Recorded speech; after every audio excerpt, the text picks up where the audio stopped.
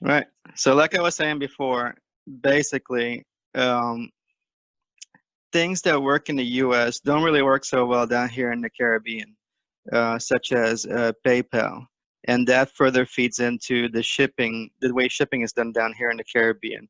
A lesser known thing that a lot of people in the United States don't know about is that if you're living in the Caribbean and you order something from the United States, like let's say I go on eBay right now and I order something, um, they won't ship it straight to my house down here in the Caribbean.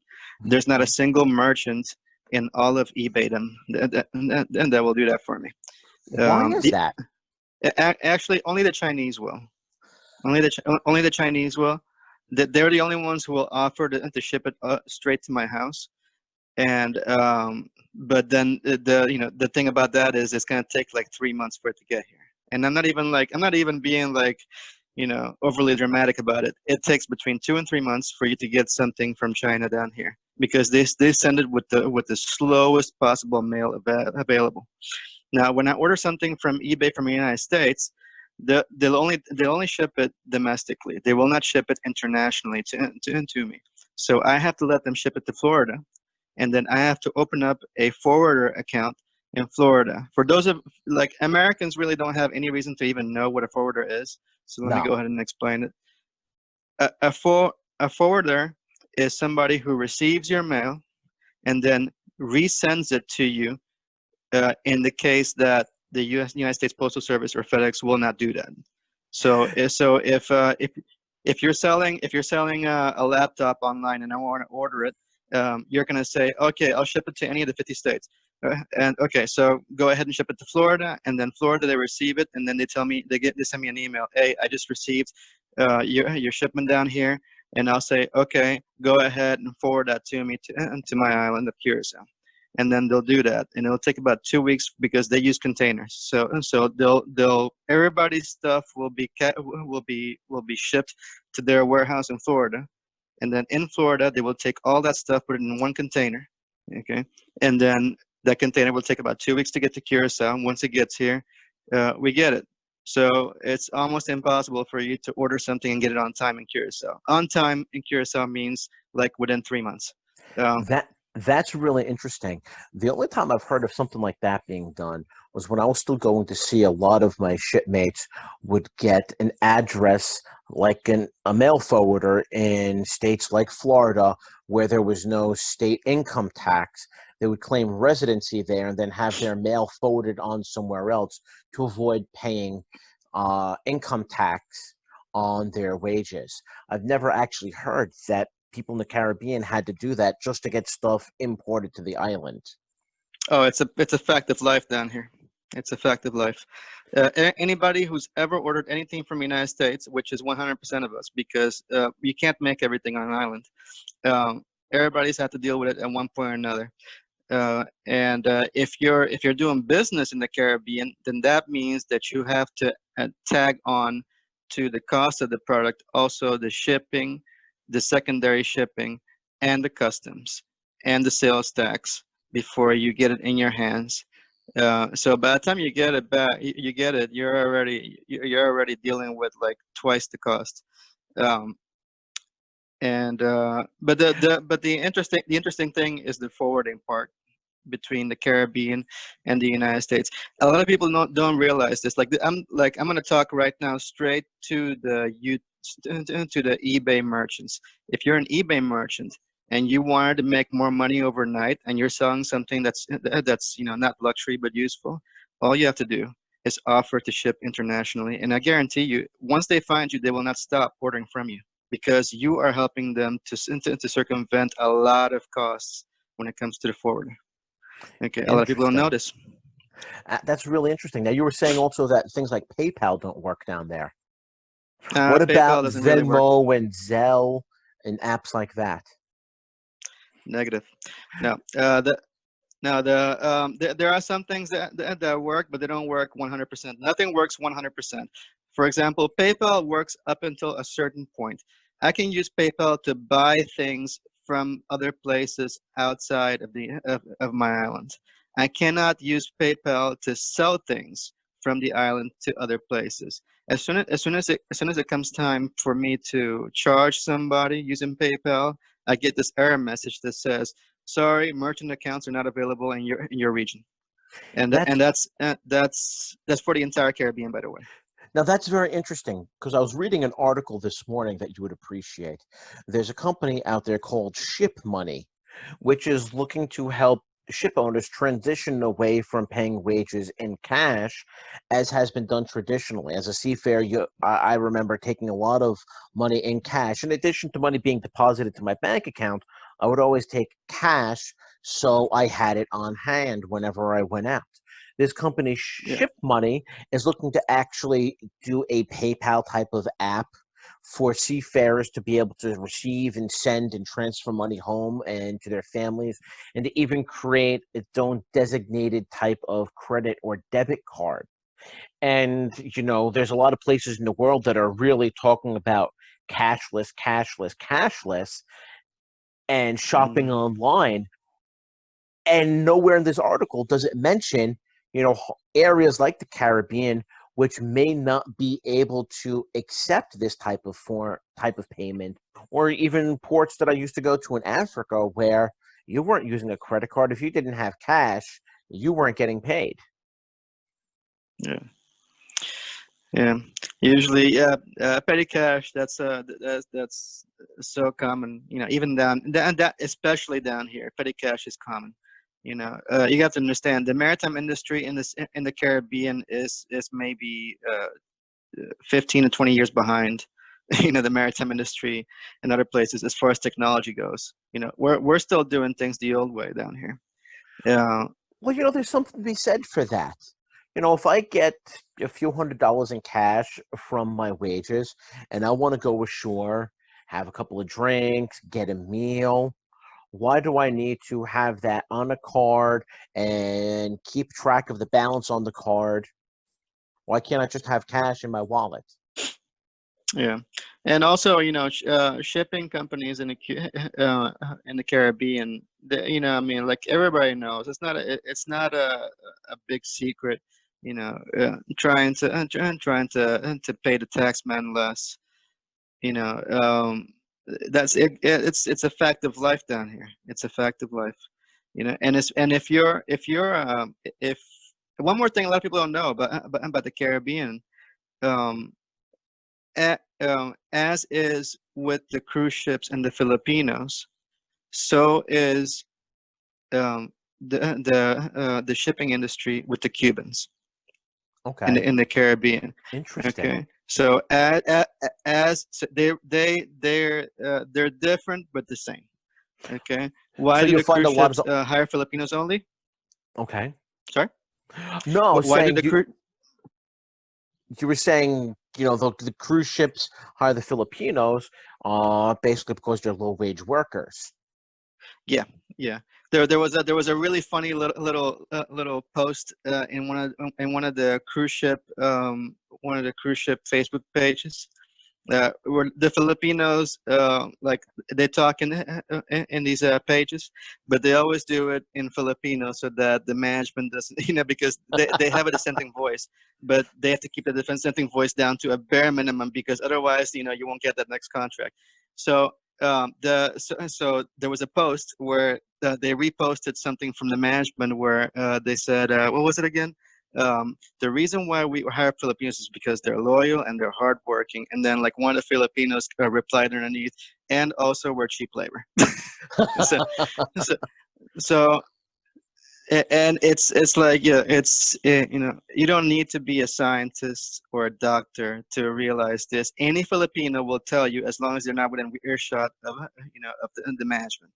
You know, this is not something that's a secret. Okay. Why do you think there's a whole flotilla of cruise ships in Manila Bay right now? They all went back to the place where they get almost 90% of their employees. And it's great. It makes great business sense because when it comes time to start back up again, they're going to save a lot of money on flights. That makes sense. That really does. And you're saying in the Caribbean, it's mostly Cubans that they use. Yeah, it's a lot of Cubans, and of course there's other Latin countries too that are in there. But if you're a small to mid-size shipping company and you need to crew a ship, your first option in the Caribbean will be Cuba. And Cuba is so good at this. They have a service. I mean, like, say what you will about Cuba and other things, but when it comes to this, they are efficient as hell. Um, they have a really good system.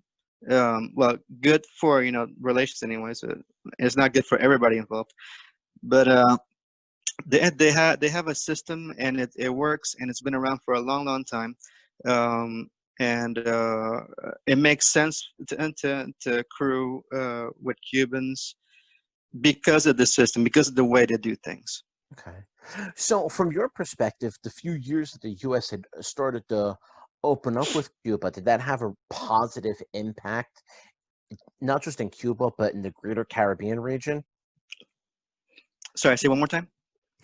During the few years that the U.S. had begun to open up relations with Cuba, Yeah. do you think that had a positive impact, not just on Cuba, but in the greater Caribbean area prior to the sanctions being reinstated? America opening up relations with Cuba. Um, Look, Cuba is for all intents and purposes North Korea to us. Very few people even go there. Okay. Um, okay, so saying that America reopened relations with Cuba is like saying they sent a diplomat to North Korea. It's like throwing a pebble into the ocean. We're not going to feel it. It makes no difference. Okay. If they, if they open Cuba like wide open for business, that we will feel. Okay. But just relations with America. Well, nothing's changed. What's changed? Not some details maybe, but nothing major. Now, how would something like Cuba opening up as a port affect Curacao? Because right now, Curacao is a really popular port and destination. Would you think it would have a negative impact on you down there in the But ABCs? I hope we stay a popular port and destination because right now our government is taking a lot of um, let's say inefficient decisions. Um, whereas other countries are not doing that and are maintain and are staying competitive. We're doing the exact opposite. But how Curacao is sorry, you were asking before how Curacao is seeing all this, or Well, no, I mean, really, let's say Cuba was opened completely up and the sanctions were lifted say yeah. and it opened up. Would that have a negative impact, on Curacao and the ABCs? Well, let's go through it. Let's see what would happen. So if Cuba opened up completely, okay. First of all, you should understand that there are at least five major banks that are just waiting in the wings for that to happen. And as soon as it happens, they're going to swoop in. You're going to see massive real estate projects going on in Cuba, and I mean massive. So there is a whole battalion of people just waiting for this to happen. Okay, the minute it happens, they're swooping in. They're gonna buy property. They're gonna, the whole nine yards. Cuba is gonna be transformed overnight if that happens. Overnight, it'll go from poor to rich, or probably the richest in the Caribbean. Okay. So if that happened, that means that all of a sudden, much of the tourist traffic would be diverted to Cuba. Um, this is true. It also means that there will be less cheap labor for the freight companies in the Caribbean because Cuba would be out of the mix. Why would you go um, work for the wages they're offering right now when if it was open for business, you'd have much higher quality jobs available. Okay. Uh, so somebody would have to pick up that slack, and I have reason to believe that's going to be Venezuela. So if that happens, maybe Venezuela will pick up the slack as far as the cargo ship employment goes. And what else would it affect? Um, Cuba doesn't really. They live in a vacuum as far as the rest of the countries, as long as as far as the rest of the islands go. So anything that Okay. happens, nothing that happens in Cuba really affects anybody else. The major things that would affect us would be that, like if they all of a sudden, you know, got rich and no longer were we were no longer be able to get um, basically cheap labor out of there. And now you were mentioning Venezuela, which is very interesting because right now they're importing oil from Iran.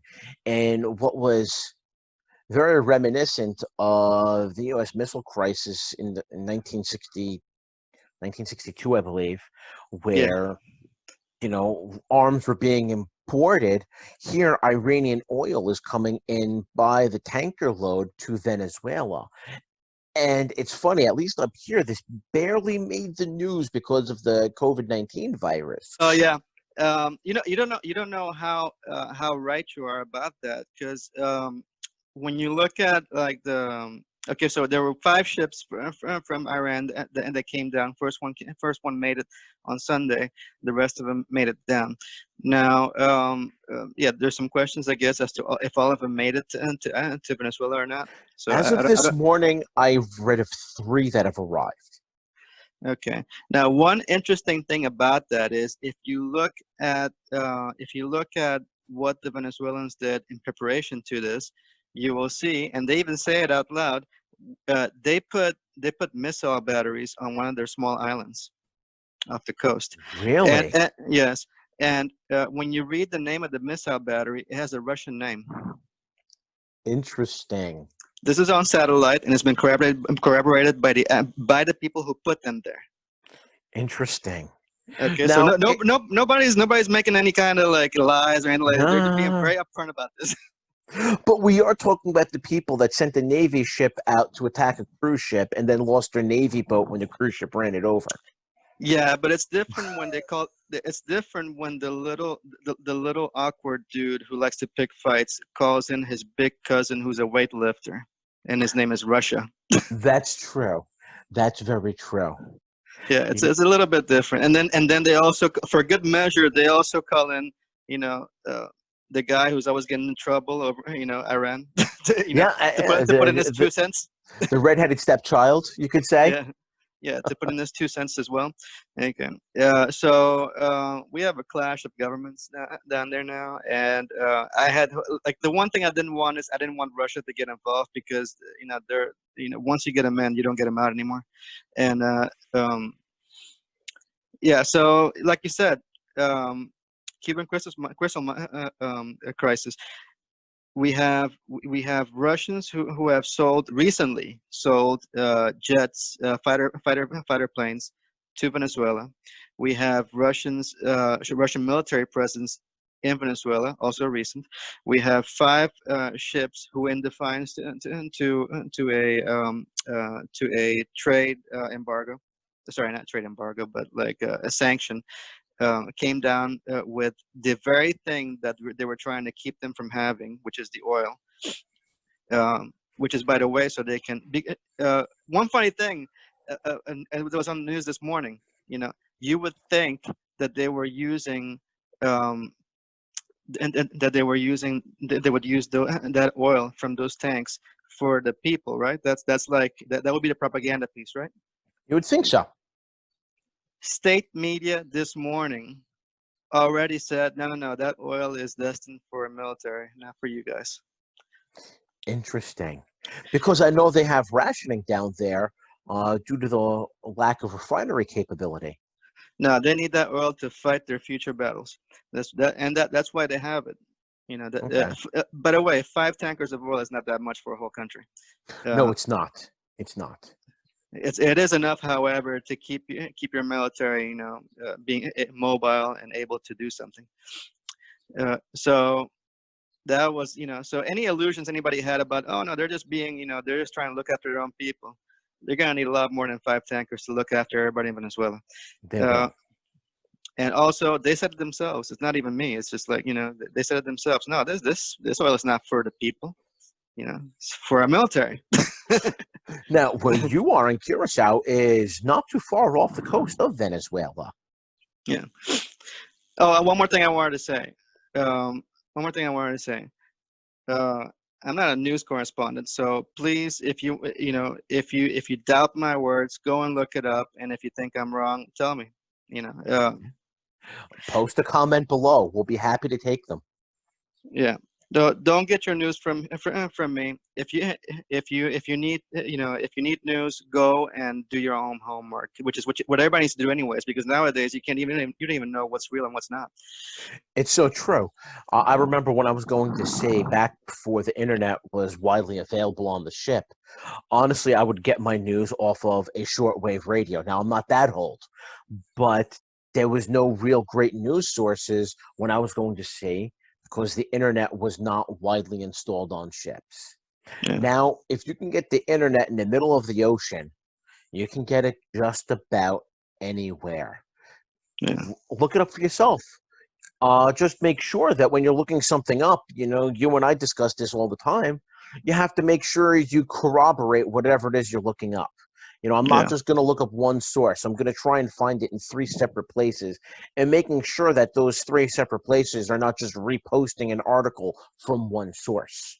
yeah. My formula is I look at the post when they put it on CNN, and I look at the same post when they put it on Fox, and I look at the same post if it comes up on Al Jazeera, because in the hierarchy of things you have CNN on the left plus a few others, and then you have Fox on the right plus a few others, and Al Jazeera is somewhere in the middle.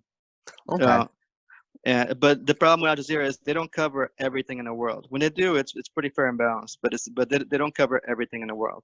And then if I need to, which is actually my favorite one to go to, is Timcast. I go to Timcast almost exclusively, because he's hard. He doesn't really toe the line. He really checks out everything he looks at, and he's a guy with a lot of integrity, so I trust him. Interesting. I'll have to look at that.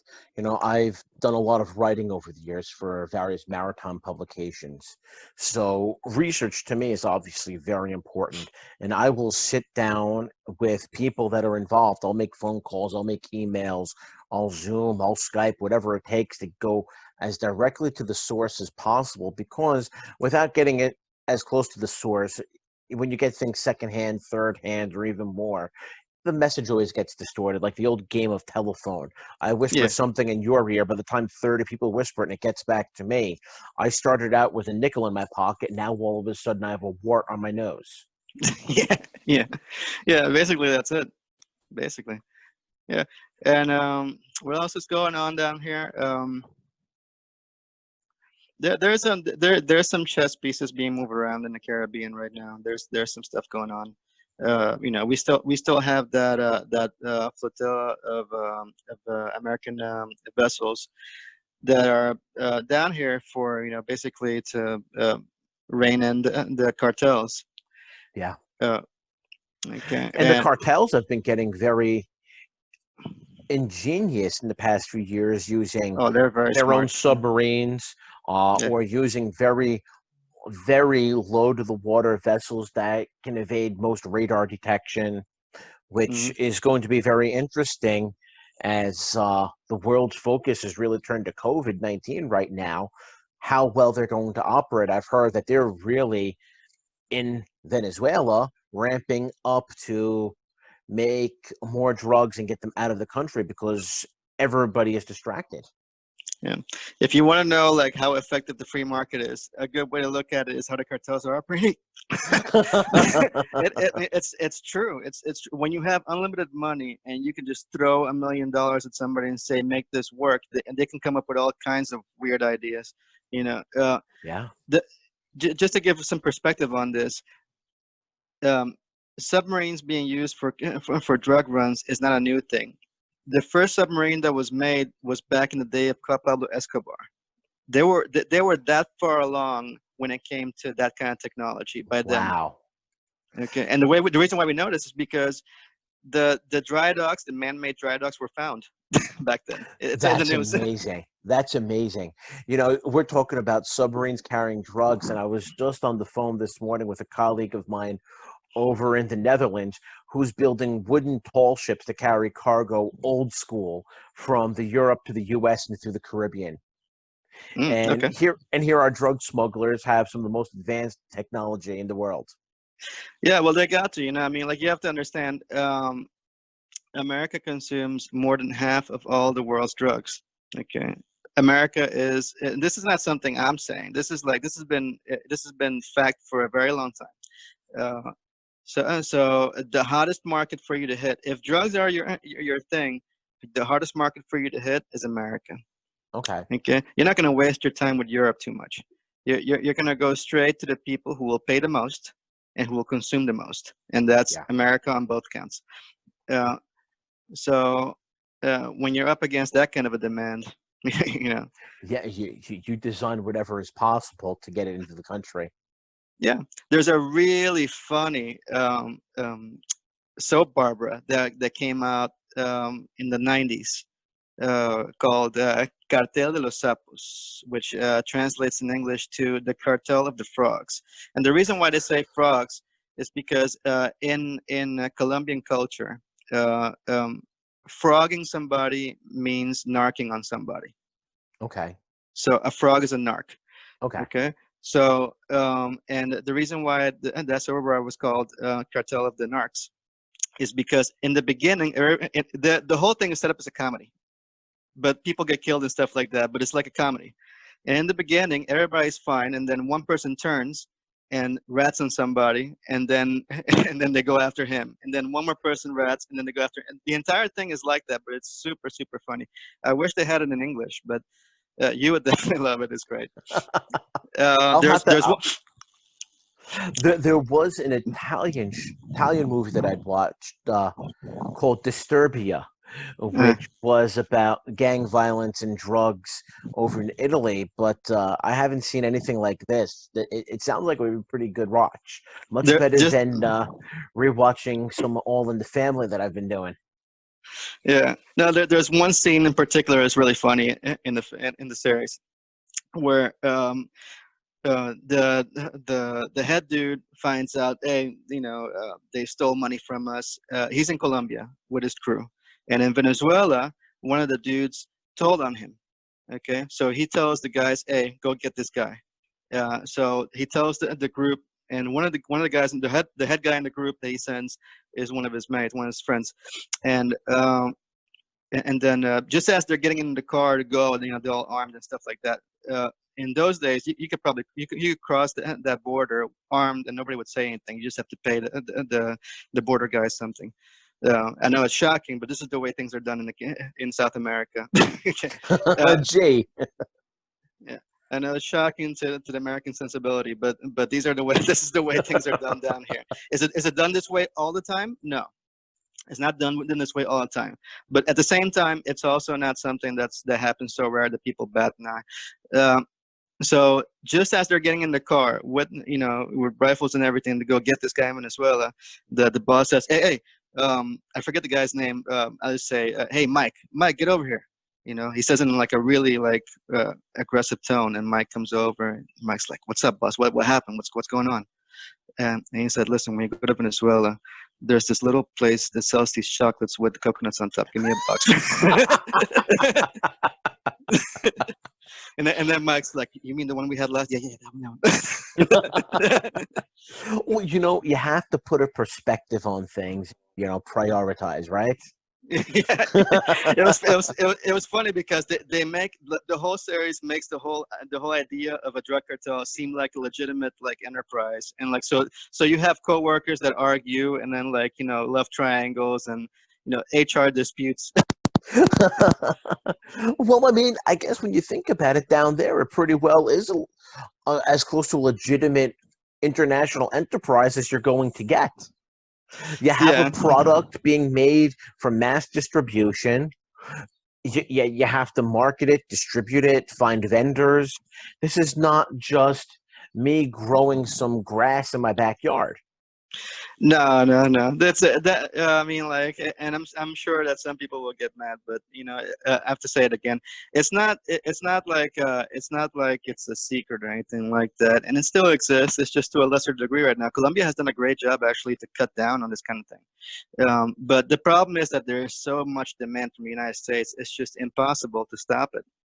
So it's a funny thing you bring up Colombia. When I first graduated from college, I was offered a I was offered a job with the church to go down there as a missionary and work with displaced seafarers. So for a lot of people who don't know, especially 15, 20 years ago, it was not uncommon for a ship owner to have a ship pull into port and then just break ties with the vessel and leave it at the dock with the seafarers having no way home. So I was going to work with a church mission to help these people find a way home. Yeah. And this was right at the time that the cartels in Colombia were taking Whitey and holding him hostage so they could get US dollars in.